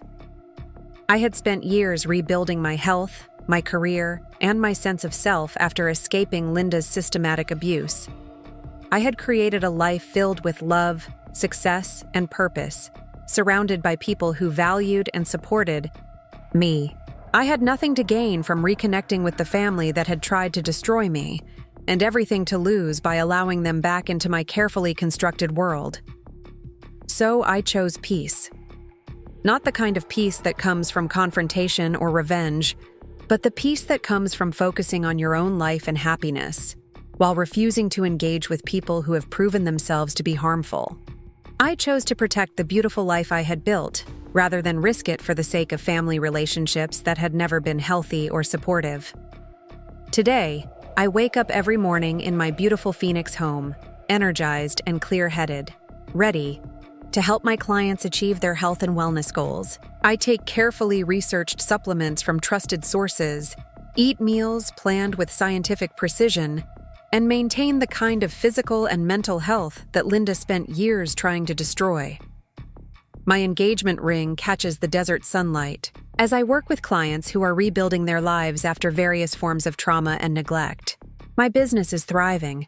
My relationship with Marcus is strong and supportive, and my future is full of possibilities that Linda never wanted me to have. Sometimes the best revenge is simply living well, protecting yourself from toxic people, and refusing to let their damage define your life. I chose healing over hatred, success over revenge, and peace over the chaos that would come from maintaining contact with people who had proven themselves to be dangerous. Linda wanted to destroy me, but instead she accidentally taught me everything I needed to know about resilience, recovery, and the importance of trusting my own perceptions. Jessica wanted a sister who would help launch her career, but she never bothered to be a sister who would acknowledge or address the harm her family had caused. I built my life without them, and I'll continue living it without them. Some doors, once closed, should stay that way. And that's exactly where mine will remain. The contrast between Jessica's effortless success and my increasing struggles became the defining narrative of our household. Every conversation, every family dinner, every interaction seemed to revolve around celebrating Jessica's achievements while trying to understand and address my apparent failures.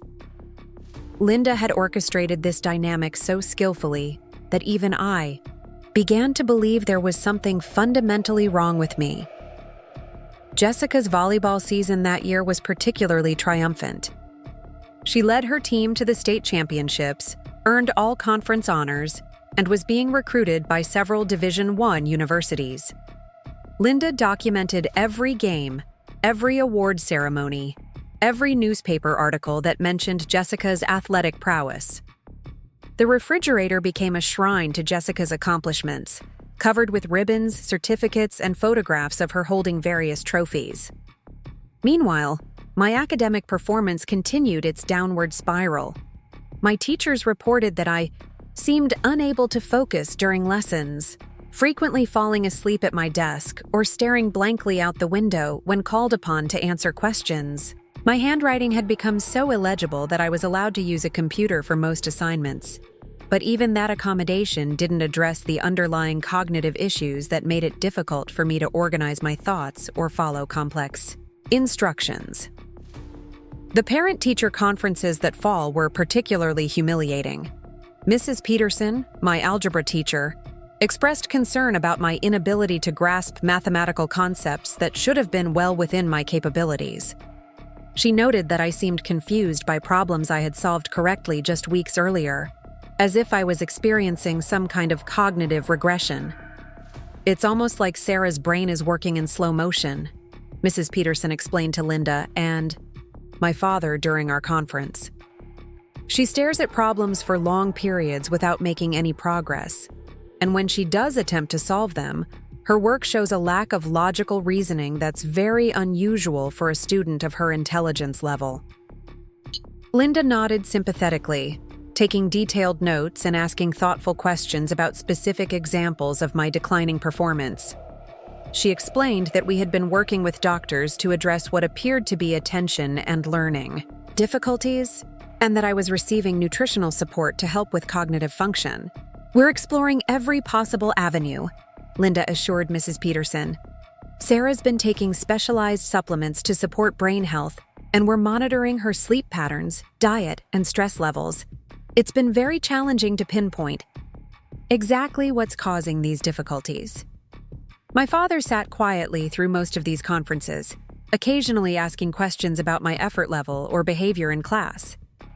He seemed frustrated by the lack of clear explanations for my academic decline, especially when compared to Jessica's consistent excellence. I could see his disappointment growing with each negative report, each failed test, each assignment that I couldn't complete despite what appeared to be adequate support and accommodation. The social isolation that had started gradually became more pronounced as my health problems intensified. Friends stopped inviting me to birthday parties because I was often too tired or sick to attend. Study groups excluded me because I couldn't concentrate well enough to contribute meaningfully to group projects. Even casual friendships began to fade as my peers grew tired of my constant fatigue and unpredictable mood swings. Linda documented this social decline with the same careful attention she gave to my academic struggles. She created lists of missed social opportunities, tracked my friendship patterns, and noted my increasing tendency to isolate myself from peer activities. She presented this information to Dr. Williams as additional evidence of my deteriorating psychological state. "Sarah seems to be withdrawing from normal teenage social activities," Linda reported during one of our monthly medical appointments. "She's spending more and more time alone in her room, and she's stopped participating in activities she used to enjoy. I'm concerned that her academic struggles are leading to depression and social anxiety." Dr. Williams reviewed Linda's documentation with growing concern. The pattern of symptoms she described, cognitive decline, social withdrawal, mood instability, and physical health problems, suggested either a serious medical condition or significant psychological trauma. He ordered additional blood work and recommended that I begin seeing a therapist to address what appeared to be depression and anxiety. The therapy sessions became another source of documentation for Linda's narrative about my mental health problems. She accompanied me to every appointment with Dr. Martinez, a child psychologist who specialized in adolescent depression and anxiety disorders. Linda provided detailed background information about my symptoms, behaviors, and family history, painting a picture of a troubled teenager struggling to cope with the loss of her mother and the challenges of blended family life. Dr. Martinez was kind and patient, but she was working with incomplete information about the true source of my problems. She focused on helping me develop coping strategies for what appeared to be depression and anxiety, never suspecting that my symptoms were actually the result of systematic poisoning rather than psychological trauma. The sessions themselves became additional stress because I couldn't explain why traditional therapeutic interventions weren't helping me feel better. Dr. Martinez taught me breathing exercises, mindfulness techniques, and cognitive behavioral strategies that should have been effective for someone dealing with grief and adjustment disorders. But since my symptoms were caused by chemical interference rather than emotional problems, none of these approaches provided the relief that everyone expected. My failure to improve despite therapy and medication became further evidence of the severity of my condition. Linda used my lack of progress to advocate for more intensive interventions, suggesting that perhaps I needed residential treatment or more aggressive pharmaceutical management of my apparent mental health disorders. The supplements routine became increasingly complex as Linda added new elements to address my mounting symptoms. In addition to the basic vitamins and minerals I had been taking, she introduced herbal remedies for anxiety, amino acid supplements for mood regulation, and specialized nutrients for cognitive enhancement. Each new addition was carefully researched and presented to my father and Dr. Williams as a scientifically backed intervention designed to address specific aspects of my health problems. Linda created detailed charts tracking my supplement schedule, ensuring that I took precise doses at specific times throughout the day. She explained that consistency was crucial for achieving therapeutic benefits, and that missing doses or taking them at incorrect times could undermine the entire treatment plan. The morning routine became an elaborate ritual involving multiple bottles, measuring spoons, and careful timing to ensure optimal absorption and effectiveness.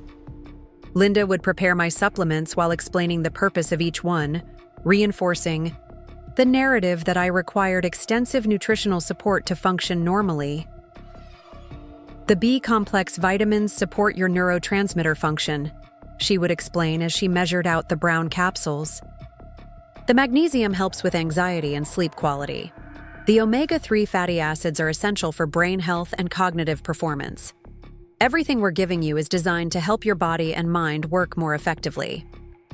But instead of improving, my symptoms continued to worsen in ways that seemed to contradict the supposedly beneficial effects of the supplements I was taking. The fatigue became so overwhelming that I could barely stay awake during classes. My weight fluctuated wildly, sometimes gaining 10 pounds in a week, other times losing weight just as rapidly despite eating regular meals. Most distressing of all, my mood became increasingly unstable and unpredictable. I would experience periods of intense anxiety that seemed to come from nowhere, followed by episodes of crushing depression that made it difficult to function. Sometimes I would feel hyper-alert and agitated, as if I had consumed too much caffeine, while other times I would feel so sedated that I could barely form coherent thoughts. Linda documented every symptom with scientific precision, creating detailed logs of my physical and emotional state that she shared with medical professionals. She presented herself as a devoted parent, conducting careful observations to help doctors understand the complexity of my condition. But what I didn't realize at the time was that Linda was creating these symptoms through the very supplements that were supposed to be helping me. The brown capsules that she claimed contained B-complex vitamins actually contained a mixture of stimulants and depressants designed to create the appearance of mood disorders. The magnesium supplements were actually laxatives that caused the digestive problems she attributed to stress and anxiety. The omega-3 capsules contained sedatives that explained my chronic fatigue and cognitive difficulties. Linda was using her pharmaceutical knowledge to create a cocktail of substances that would produce symptoms consistent with various mental health disorders, while simultaneously positioning herself as the caring stepmother seeking medical solutions for my problems. It was a sophisticated form of medical abuse that allowed her to control every aspect of my physical and emotional state, while appearing to be advocating for my health and well-being. The genius of Linda's approach was that she was creating real, measurable symptoms that could be documented by medical professionals. I wasn't imagining the fatigue, the mood swings, or the cognitive difficulties. They were genuine physiological responses to the substances she was giving me. But because she controlled the narrative about what I was taking and why, no one suspected that the supposed treatments were actually the cause of my problems. Dr. Williams became increasingly concerned about my lack of response to treatment as the months passed. Despite extensive medical intervention, nutritional support, and psychological therapy, my condition seemed to be deteriorating rather than improving. He began to suspect that I might have a rare medical condition that hadn't been properly diagnosed, or that my psychological trauma was more severe than initially recognized. Linda encouraged this line of thinking by researching obscure medical conditions and psychological disorders that might explain my symptoms. She brought articles to appointments about autoimmune diseases, metabolic disorders, and rare psychiatric conditions that could cause the complex pattern of problems I was experiencing. "I've been reading about something called mitochondrial dysfunction," Linda would tell Dr. Williams, presenting him with medical journals and research papers. "It can cause fatigue, cognitive problems, and mood instability in adolescence. Maybe we should explore whether Sarah might have some kind of cellular energy disorder." These suggestions always sounded reasonable and scientifically informed, reinforcing Linda's credibility as a knowledgeable advocate for my health. Dr. Williams appreciated her research efforts and her willingness to explore every possible explanation for my mysterious symptoms. Meanwhile, Jessica continued to thrive in every area of her life without any need for medical intervention or psychological support. She maintained perfect grades while playing varsity volleyball and participating in multiple extracurricular activities. She had a busy social life filled with friends, dates, and weekend activities. She seemed to have boundless energy for school, sports, and social activities, never showing any signs of the fatigue, mood problems, or cognitive difficulties that plagued me daily. The contrast between our functioning became so pronounced that Linda began suggesting that my problems might be related to jealousy or resentment toward Jessica's success. She theorized that my inability to match Jessica's achievements was causing psychological stress that manifested in physical symptoms. "I wonder if Sarah is struggling with feelings of inadequacy compared to her stepsister," Linda mused during one of our therapy sessions. "Jessica makes everything look so effortless, and that might be creating additional pressure for Sarah to perform at a level that's beyond her current capabilities." This theory gained traction with Dr. Martinez, who began exploring themes of sibling rivalry and comparative achievement during our sessions. She encouraged me to discuss my feelings about Jessica's success and my own struggles, trying to help me develop a healthier perspective on family dynamics and personal achievement. But these conversations were based on the false premise that my problems stemmed from psychological factors rather than deliberate poisoning.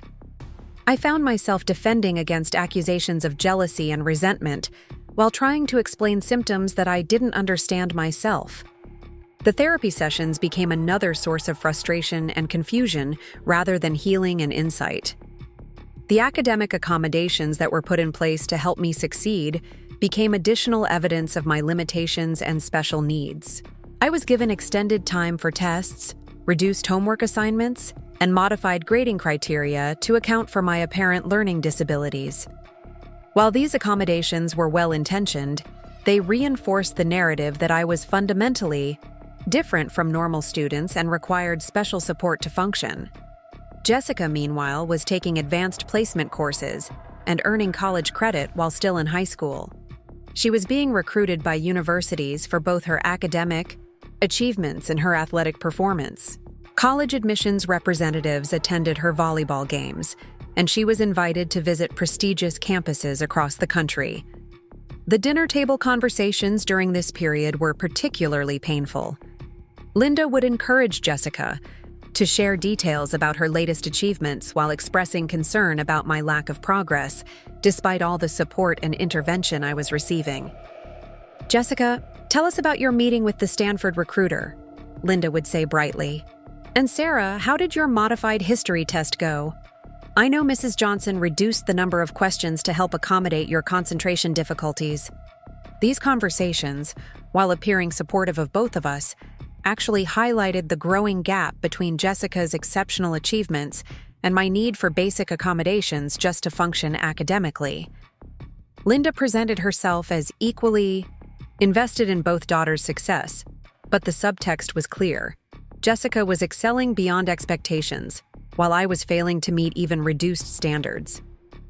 My father's frustration with my situation became more apparent as the contrast with Jessica's success grew more pronounced.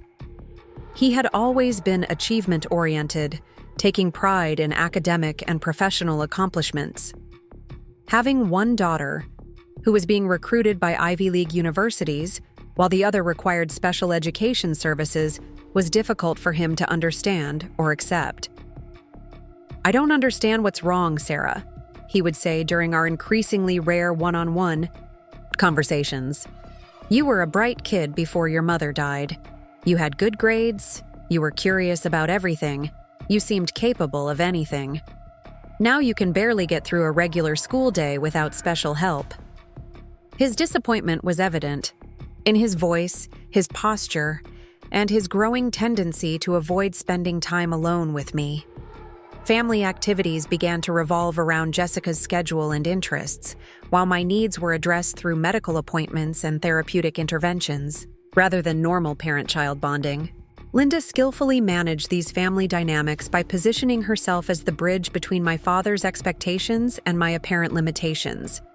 She would reassure him that she was doing everything possible to help me reach my potential while gently suggesting that perhaps his expectations needed to be adjusted to accommodate my special needs. Sarah is working so hard just to keep up with basic requirements, Linda would tell him during their private conversations. Maybe we need to focus on celebrating small improvements rather than comparing her to Jessica's achievements. They're different children with different capabilities. This approach allowed Linda to appear compassionate and understanding, while subtly reinforcing the idea that I was inherently less capable than Jessica. She positioned herself as my advocate and protector while simultaneously managing my father's expectations in ways that benefited her long-term goals. The social worker who was assigned to my case through the school district became another professional who reinforced Linda's narrative about my complex needs and Linda's dedication as a parent. Ms. Rodriguez worked with families dealing with children who had learning disabilities, emotional problems, and other challenges that affected their academic performance. Linda impressed Ms. Rodriguez with her detailed documentation, her research into potential treatments, and her willingness to pursue every possible avenue for helping me succeed. She presented herself as a stepmother who had embraced the challenge of raising a child with special needs, dedicating enormous time and resources to supporting my development. Mrs. Chen is one of the most committed parents I've worked with, Ms. Rodriguez told my father during one of their meetings. She's explored every possible intervention, maintained meticulous records of Sarah's progress, and advocated tirelessly for appropriate services. Sarah is fortunate to have someone so dedicated to her well-being. These professional endorsements of Linda's parenting gave her additional credibility and authority within our family system. My father trusted the judgment of medical professionals, educators, and social workers who consistently praised Linda's efforts on my behalf. Their validation made it even more difficult for anyone to question Linda's methods or suspect that she might be the source of my problems rather than the solution to them. The weekend visits to Aunt Carol in Tucson became my only respite from the constant monitoring and intervention that characterized my daily life in Scottsdale. Carol was my mother's sister, a nurse practitioner who had always been skeptical of Linda's elaborate medical management of my condition. During these visits, I would often feel somewhat better physically and emotionally. Carol attributed this improvement to the reduced stress of being away from school and the normal routine. But I began to notice that my symptoms seemed less severe when I wasn't taking my regular supplements for a day or two. Carol never directly questioned Linda's approach to my healthcare, but she would make subtle comments that suggested she found some aspects of my treatment concerning. "You're taking quite a lot of supplements for someone your age," she observed.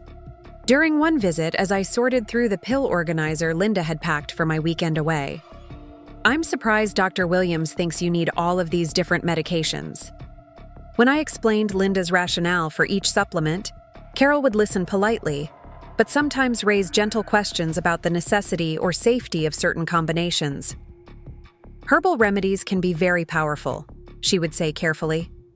"Sometimes, they can interact with each other in ways that create unexpected effects. Has anyone talked to you about potential side effects or interactions between all these different substances?" These conversations planted seeds of doubt that would eventually grow into the suspicions that led me to discover Linda's systematic deception. But at the time, I was too young and too indoctrinated into Linda's narrative to recognize the significance of Carol's concerns. The financial burden of my extensive medical care became another source of family stress. Linda's insurance covered some of the costs, but the specialized supplements, frequent doctor visits, and therapeutic interventions created significant out-of-pocket expenses that strained the family budget. My father worked additional shifts at the hospital to cover these costs, often missing family dinners and weekend activities because of his increased work schedule.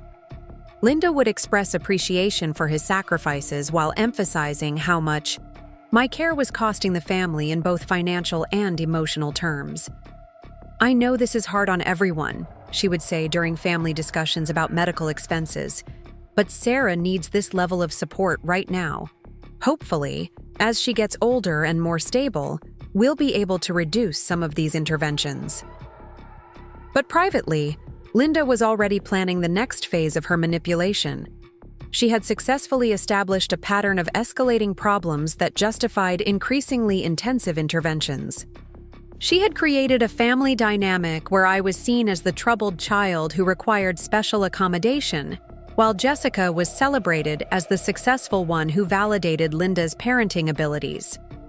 The stage was set for the ultimate betrayal that would remove me from the family entirely, allowing Linda to enjoy the benefits of being Jessica's mother without the complication of having to continue managing my deteriorating condition. But first, she needed to create a crisis dramatic enough to justify sending me away permanently. That crisis would come in the form of accusations that would make it impossible for me to remain in the house, accusations that would turn my father against me completely, and position Linda as the protective mother safeguarding her biological daughter from a dangerous and unstable stepsister. Linda had spent years building toward this moment, creating a documented history of my mental instability, behavioral problems, and failure to respond to treatment. She had established herself as the long-suffering stepmother who had tried everything possible to help me succeed, only to be faced with increasingly dangerous and unpredictable behavior that threatened the safety and well-being of the rest of the family. The evidence was all in place.